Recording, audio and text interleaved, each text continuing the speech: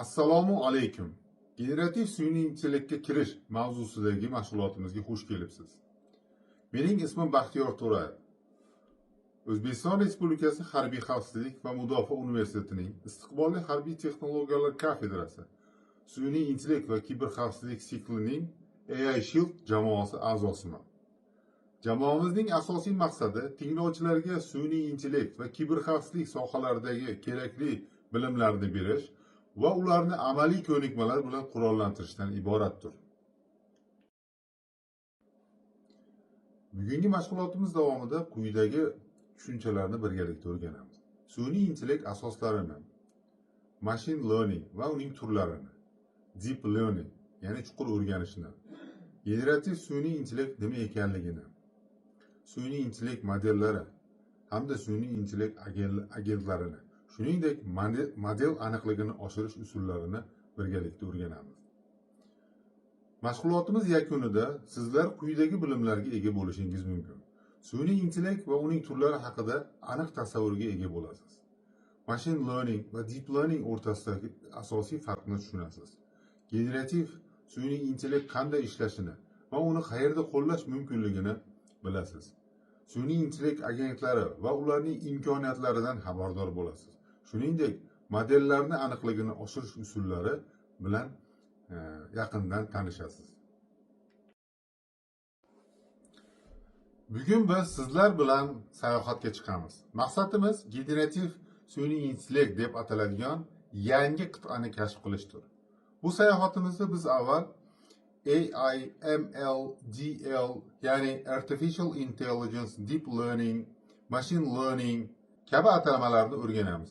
Keyin esa bu qit'aning shaharlari LLM, Text to Image, ya'ni Large Language Model kabi tushunchalar bilan tanishamiz.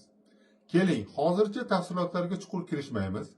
Avval generativ sun'iy intellektning o'zi nima ekanligini aniq belgilab olamiz. Generativ sun'iy intellekt bugun keng tarqalgan atamaga aylandi.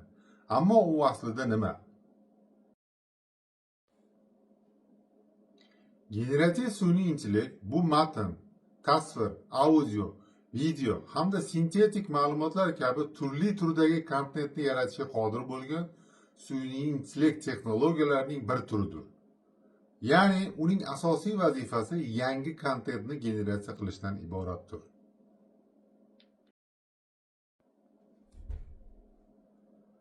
Biz generativ sun'iy intellektni o'rganayotgan ekanmiz.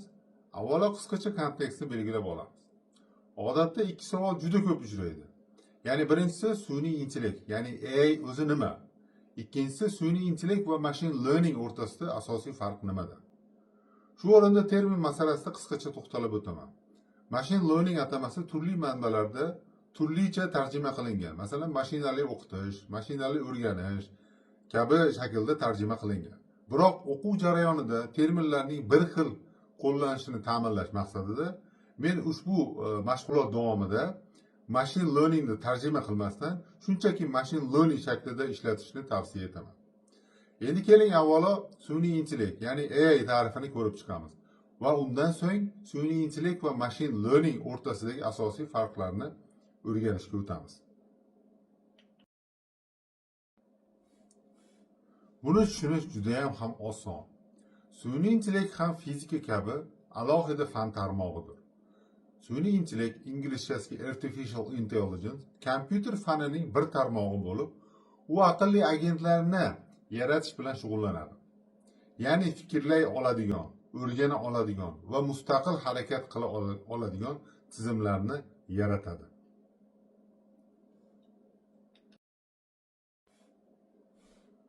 Aslida sun'iy intellekt inson kabi fikrlaydigan va harakat qiladigan mashinalarni yaratishning nazariyasi hamda usullari bilan bevosita bog'liqdir.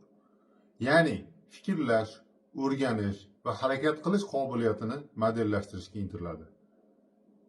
Juda oddiy, shunday emasmi?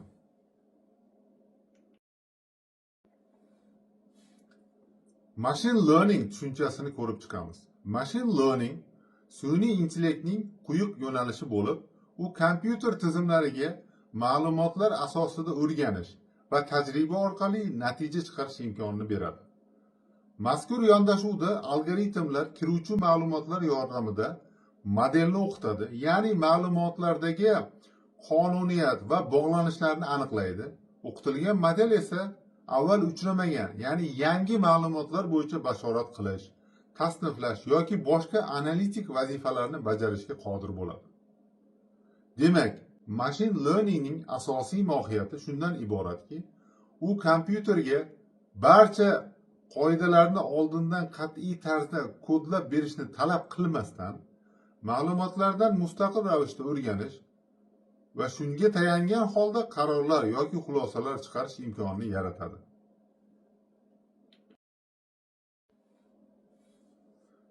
Tabiiy ravishda bu yerda bir savol tug'iladi.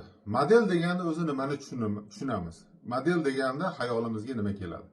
Model bu ma'lumotlardan o'rganib, kirish ma'lumotlarini chiqish ma'lumotlariga aylantiradigan matematik tuzilma yoki algoritm hisoblanadi. Machine learning jarayonida biz aynan modelni o'qitamiz. O'qitishdan keyin esa model yangi ma'lumotlar bilan ishlay boshlaydi.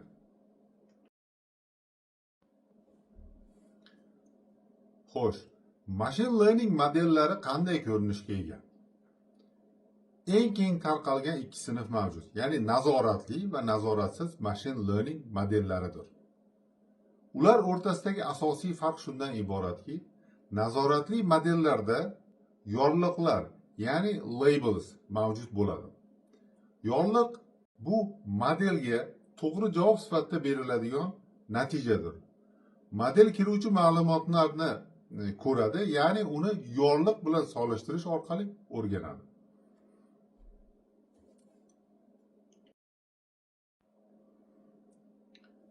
Kundalik misolda buni shunday tasavvur qilish mumkin. Mushuk rasmi mushuk, it rasmi it deb belgilangan bo'ladi. Bu yerda rasm kirish ma'lumotlari, ya'ni x. Mushuk yoki it esa yorliq, ya'ni y bilan belgilangan. Shundan kelib chiqib, nazoratli o'rganish quyidagicha ifodalanadi. X va y beriladi va model shu ma'lumotlar asosida o'qitiladi. Agar y ya'ni yorliq bo'lmasa, u holda bu nazoratsiz o'rganish bo'ladi. Va model faqat kirish ma'lumotlariga qarab o'xshashliklarni topadi va guruhlaydi. Shundan kelib chiqib, nazoratli o'rganish jarayonini quyidagicha formula orqali tushunishimiz mumkin bo'ladi. Xo'sh, nazoratli va nazoratsiz modellar bilan nimalar qilish mumkin? Buni ko'rib chiqamiz. Nazoratli o'rganish, ya'ni inglizchasiga supervised learning. Bu modelni yorliqlangan ma'lumotlar asosida o'qitish jarayonidir. Buni misol tariqasida tushuntiradigan bo'lsak, faraz qilaylik, siz gullar, xususan iris guli bo'yicha mutaxassissiz. Bizga ma'lumki, har bir gulning bir necha turlari mavjud bo'ladi. Xuddi shunday iris turini ham, gulini ham bir necha turlari mavjud. Endi siz ushbu gulning kosacha barg va tojbargining o'lchamlariga qarab, aynan iris gulining qaysi turga mansubligini aniqlay olasiz. Ya'ni bu gul bo'yicha siz ekspert hisoblanasiz. Quyidagi grafikda iris gul turlarining o'lchamlari o'rtasidagi bog'liqliklar ko'rsatilgan. Har bir nuqta alohida gul namunasi bo'lib, uning o'ziga xos o'lchamlari mavjud. Bu holatda modelga birinchi turdagi ma'lumotlar, ya'ni kirish xususiyatlari uzatiladi. Bular kosacha bargning eni va uzunligi, shuningdek tojbargning eni va uzunligi. Ikkinchi turdagi ma'lumotlar esa to'g'ri javoblar, ya'ni yorliqlar bo'lib, ular gulning aniq turini bildiradi. Misol uchun iris setosa, iris versicolor yoki iris virginica. O'qitish jarayonida model o'lchamlar va gul turi o'rtasidagi bog'liqlikni o'rganadi. Ya'ni u qaysi o'lchamlar qaysi turga mos kelishini asta-sekin o'rganib boradi.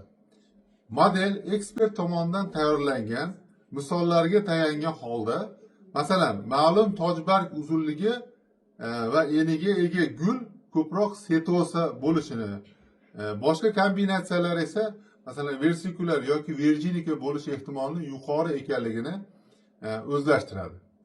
Xulosa qilib aytganda, nazoratli o'rganish bu kirish xususiyatlarini va to'g'ri javoblar yordamida modelni o'qitish va keyin yangi namunalar turini aniqlay oladigan darajaga olib chiqishdir.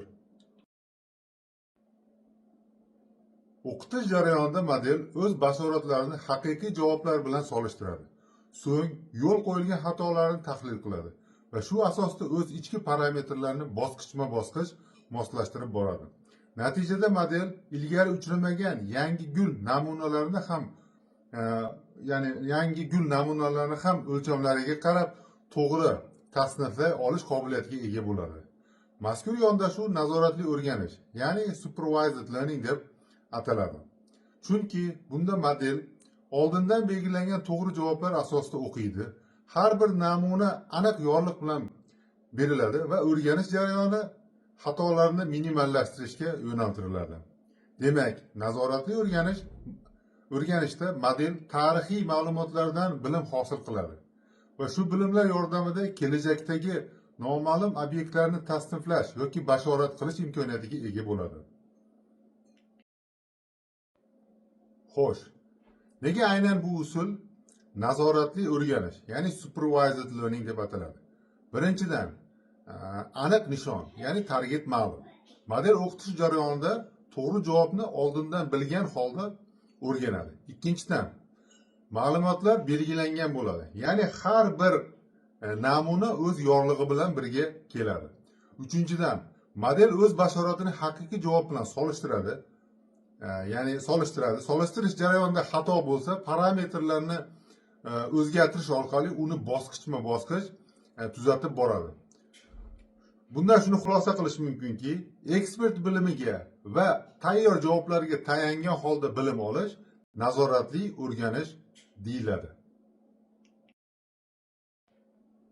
Endi nazoratsiz o'rganish, ya'ni unsupervised learning tushunchasini ko'rib chiqamiz. Nazoratsiz o'rganish bu modelga oldindan tayyorlangan to'g'ri javoblar, ya'ni yorliqlar berilmasdan ma'lumotlar ichidagi yashirin qonuniyatlarni, o'xshashliklarni, bog'liqliklarni aniqlash jarayonidir. Bunday masalalarning mohiyati yangiliklarni kashf qilishdir. Model ishlov berilmagan xom ma'lumotlarni tahlil qiladi va ular tabiiy ravishda qanday guruhlarga ajralishini mustaqil ravishda o'rganadi. Nazoratsiz o'rganishni yanada chuqurroq anglash uchun misollar orqali ko'rib chiqamiz. Chunki aynan shu tushunchalar kelajakda generativ sun'iy intellektni tushunishingiz uchun mustahkam poydevor bo'lib xizmat qiladi. Tasavvur qiling, siz kiber xavfsizlik bo'yicha mutaxassissiz. Ya'ni aniqroq qilib aytganda, kiber hujumlarni tahlilchisiz. Sizning qo'lingizda minglab, balki millionlab kiber hujumlar haqida ma'lumotlar bor. Deylik, hujum qilgan va hujumga uchragan davlatlar, hujum turlari, moliyaviy zararlar va qancha foydalanuvchi jabrlangani kabi aniq faktli ma'lumotlar bor. Lekin bu yerda eng muhim narsa yetishmayapti. Biz sun'iy intellektga ushbu ma'lumotlarga asosan bu hujum xavfli yoki bu davlat shubhali deb oldindan aytmaymiz. Ya'ni bizda tayyor labellar, ya'ni yorliqlar yo'q. Xo'sh, unda model qanday ishlaydi? Ya'ni qanday o'rganadi? U xuddi tergovchi kabi ishlaydi. Model ma'lumotlar orasida o'xshashlikni va masofani o'lchaydi. Masalan, u shunday deydi: bu hujumlarning zarar miqdori katta va tiklash vaqti uzoq. Demak, ular bir-biriga o'xshaydi. Natijada model hech qanday tayyor javoblarsiz ma'lumotlarni guruhlarga, ya'ni klasterlarga ajratadi. Masalan, bir tomonga katta zarar keltiruvchi xavfli hujumlar, boshqa tomonga esa oddiy va tez hal bo'ladigan mayda hodisalarni ajratadi. Mana shu nazoratsiz o'rganish deyiladi. Biz modelga nima qidirishni aniq aytmadik. U esa yashirin qonuniyatlarni o'zi kashf qildi. Formal ma'noda aytadigan bo'lsak, nazoratsiz mashina o'rganishining ishlashini quyidagi bosqichlarda tushuntirishimiz mumkin. Birinchi bosqich: yorliqsiz ma'lumotlarni to'plash. Ikkinchi bosqich algoritmlarni tanlash. Uchinchi bosqich modelni xom ma'lumotlar asosida o'rgatish. To'rtinchi bosqich ma'lumotlarni guruhlash yoki o'zgartirish va nihoyat oxirgi bosqich natijalarni sharhlash va ulardan foydalanish. Hozirgacha biz sun'iy intellekt va machine learning, shuningdek nazorat ostida va nazoratsiz o'rganish o'rtasidagi farqlarni ko'rib chiqdik. Qisqa qilib aytganda, sun'iy intellekt bu kompyuterni aqlli qilib, muammoni yechishga yo'naltiradi. Machine learning esa sun'iy intellektning ichidagi bir yo'nalish bo'lib, qoidani yozmasdan ma'lumotlarni o'rganadi. Nazorat ostida o'rganish bu ma'lumotlar yorliqlangan, shu asosda o'rganadi. Nazoratsiz o'rganish bu ma'lumotlar yorliqlanmagan, ya'ni ma'lumotlarni o'xshashliklari bo'yicha guruhlaydi, shu asosda ma'lumotlarni o'rganadi. Machine learning ma'lumotlardan qonuniyatlarni o'rganib, natija bashorat qilish uchun ishlatiladigan usullar to'plamidir. An'anaviy machine learningda ko'pincha muhim belgilarni inson tanlaydi va tayyorlaydi. Model esa aynan shu tayyor xususiyatlar asosida o'rganadi. Murakkab ma'lumotlarda, misol uchun tasvir, video, audio ma'lumotlarda bunday xususiyatlarni qo'lda ajratish qiyin bo'lgani uchun machine learning ning rivojlangan yo'nalishi deep learning paydo bo'lgan. Deep learningda xususiyatlarni ajratish va o'rganish jarayoni ko'p qatlamli neyron tarmoqlar orqali avtomatik tarzda amalga oshiriladi. Shu sababli deep learning katta hajmli va murakkab ma'lumotlarda ko'pincha ancha samarali ishlaydi. Buni hozir misolda ko'rib chiqamiz.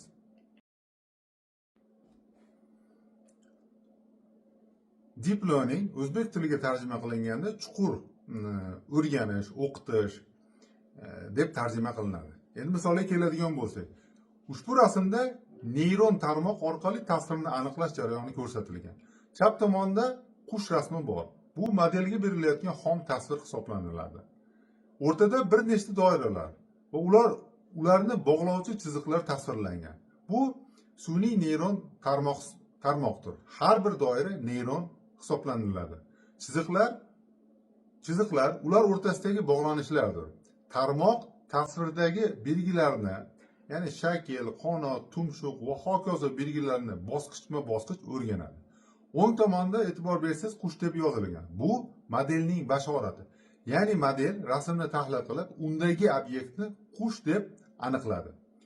Deep learning bu mashinaviy o'rganishning yo'nalishi bo'lib, ko'p qatlamli sun'iy neyron tarmoqlar yordamida ma'lumotlardan murakkab belgilarni avtomatik o'rganadi va natijada tasniflash, aniqlash hamda bashorat qilish vazifalarini bajaradi. Aynan shu imkoniyatlar katta va murakkab ma'lumotlarni chuqur tushunish, generativ modellar paydo bo'lish uchun asos bo'lib xizmat qiladi. Sun'iy neyron tarmoqlar inson miyasidan ilhomlanib yaratilgan. Bu darhaqiqatdan juda qiziqarlidir. Ular ham miya kabi ko'plab o'zaro bog'langan neyronlar, ya'ni tugunlardan tashkil topgan. Har bir neyron ma'lumotni qabul qiladi, uni qayta ishlaydi va keyingi neyronga uzatadi. Shu tarzda tarmoq ko'plab misollar ustida mashq qilib, ma'lumotlardagi qonuniyatlarni, o'xshashliklarni o'rganadi va keyin bashorat qila oladi. Misol uchun, ya'ni rasmda nima borligini aniqlash, matnni tarjima qilish, tovushni tanish yoki natijalarni oldindan aytish. E'tibor bering, deep learning modellarida odatda neyronlarning ko'plab qatlamlari bo'ladi. Shu qatlamlar tufayli ular an'anaviy machine learning usullariga qaraganda murakkabroq bog'lanishlarni, ya'ni o'xshashliklarni o'rganishga qodirdir. Ikkalasini birga qo'llash yondashuvi yarim nazoratli o'qitish, semi supervised learning deb ataladi. Yarim nazorat ostida o'rganish, bu nazorat ostida va nazoratsiz o'rganishdan foydalaniladigan gibrid mashina o'rganish yondashuvidir. U modellarni o'qitishda kam miqdordagi yorliqlangan va ko'p miqdordagi yorliqlanmagan ma'lumotlardan foydalaniladi. Maqsad nazoratli o'rganishga yaqin natija beradigan, ammo kamroq yorliq bilan ham kirish ma'lumotlari asosida aniq bashorat qiluvchi funksiyani o'rganishdir. Bu juda foydali. Yorliqlangan ma'lumotlar modelga asosiy qoidani tushuntirishga yordam beradi. Masalan, bu mushuk, bu it.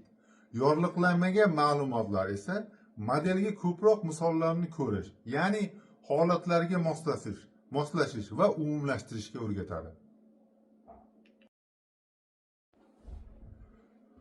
Va nihoyat generativ sun'iy intellekt, ya'ni matn, rasm, video, musiqa yoki kod kabi yangi kontent yarata oladigan sun'iy intellekt umumiy sun'iy intellekt sohasining qaysi qismiga kirishini ko'rib chiqamiz. Generativ sun'iy intellekt bu mavjud ma'lumotlardagi qonuniyat va bog'liqliklarni o'rganib, ularga tayangan holda yangi kontent yaratishga mo'ljallangan sun'iy intellekt turidir. Ko'pincha u yaratgan natijalar inson yaratgan kontentga juda ham o'xshash bo'lishi mumkin. Bunday modellar odatda chuqur o'rganish, ya'ni deep learning va sun'iy neyron tarmoqlar asosida ishlaydi. Shunday qilib, generativ sun'iy intellekt deep learning yo'nalishining bir qismi hisoblanadi. Generativ sun'iy intellekt, ya'ni yangi matn, rasm, audio, video yarata oladigan sun'iy intellekt qanday ishlashini sodda qilib tushuntiramiz. Bu quyidagi bosqichlarda amalga oshiriladi. Birinchi bosqich o'qitish, ya'ni training deb ataladi. Model juda ko'p misollarni tahlil qilib, ulardagi qonuniyatlarni, o'xshashliklarni o'rganadi. Ya'ni berilgan ma'lumotlar asosida qanday qilib mantiqiy va haqiqiy natija chiqadi degan statistik qoidalarni topadi. Ikkinchi bosqich bu foydalanish. Siz modelga prompt, ya'ni so'rov yoki buyruq berasiz. Model esa shu so'rovga mos keladigan javobni o'rganilgan qonuniyatlarga tayanib bosqichma-bosqich yaratadi. Generativ sun'iy intellektning eng mashhur vakillaridan biri bu katta til modellari yoki qisqacha LLM, inglizchasiga Large Language Model deb ataladi. Katta til modellari bu aynan matn bilan ishlashga ixtisoslashgan generativ modellardir. Ular millionlab kitoblar, maqolalar, veb sahifalar va boshqa matnli ma'lumotlar ustida o'qitiladi. Katta til modellari transformerlar arxitekturasi asosida quriladi. Ular matndagi so'zlar orasidagi murakkab bog'lanishlarni, kontekstni va ma'noni tahlil qiladi. Natijada berilgan so'rovga mantiqiy va mos javob yarata oladi. Mashhur katta til modellariga misol qilib, OpenAIdan ChatGPTni, Googledan Gemini'ni, Cloud va Meta'dan Lima'ni keltirishimiz mumkin. Har biri matn generatsiyasi, tarjima, kod yozish, savollarga javob berish va boshqa ko'plab vazifalarni bajarishga qodir. Ba'zi sun'iy intellektlar agent sifatida ishlaydi. Agent bu faqat javob berib qolmaydigan, balki reja tuzadigan, kerak bo'lsa ma'lumot qidiradigan, hisob-kitob qiladigan, tekshiradigan, natijalarni yaxshilab yakunlaydigan tizimdir. Sun'iy intellekt agenti bu kompyuter tizimlarida ishlaydigan aqlli yordamchi dastur hisoblanadi. U nafaqat maslahat beradi, balki topshiriqni mustaqil bajara oladi. Agent nima qiladi? Qisqa qilib aytganda, agent maqsadni tushunadi, reja tuzadi, harakat qiladi, natijani tekshiradi va o'rganadi. Oddiy sun'iy intellekt shunday qilsangiz yaxshi bo'ladi deb tavsiya beradi. Sun'iy intellekt agenti mayli men bajaraman deb amalga oshiradi. Misol uchun, hujjatlarni avtomatik tekshiradigan, internetdan qidirib ma'lumotlarni topadigan yoki turli vazifalarni mustaqil bajaradigan raqamli yordamchini bu agent deyishimiz mumkin. Agentlar mavzusidan keyin endi modelni yanada samarali va aniq qilish usullariga o'tamiz. Birinchisi fine tuning, ya'ni moslashtirish. Model avval juda katta hajmdagi umumiy ma'lumotlar bilan o'qitiladi. Keyin esa uni ma'lum bir soha uchun, masalan ta'lim, tibbiyot yoki kiberxavfsizlik uchun qayta o'rgatamiz. Natijada model aynan shu yo'nalishda aniqroq, ishonchliroq va tezroq ishlay boshlaydi. Ikkinchisi RAG, ya'ni ma'lumot qidirib kuchaytirilgan generatsiya usuli. Bu yondashuvda tizim avval savolga tegishli hujjatlar yoki faktorlarni topadi. Keyin sun'iy intellekt javobni aynan shu manbalarga tayangan holda beradi. Ayniqsa yangilanib turadigan yoki ichki hujjatlar, masalan korxona yoki universitet materiallari bilan ishlaydigan rak juda foydali hisoblanadi. Xulosa qilib aytganda, generativ sun'iy intellekt ma'lumotlarni o'rganadi, promptni talqin qiladi va yangi kontent yaratadi. Agent yondashuvi vazifalarni rejalashtirib bajarishni ta'minlaydi. Fine tuning va RAG tizimlari esa natijalarni aniqligini oshiradi.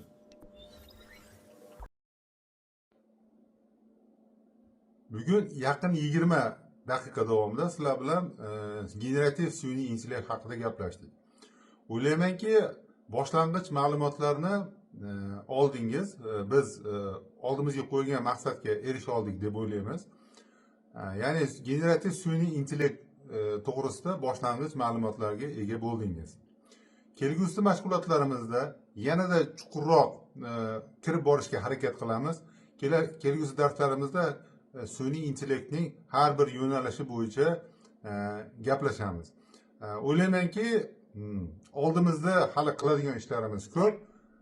Biz jamoamiz bilan harakat qilib boramiz. Sizlarga yaxshi video dars mashg'ulotlar tayyorlashga harakat qilamiz. E'tiboringiz uchun rahmat.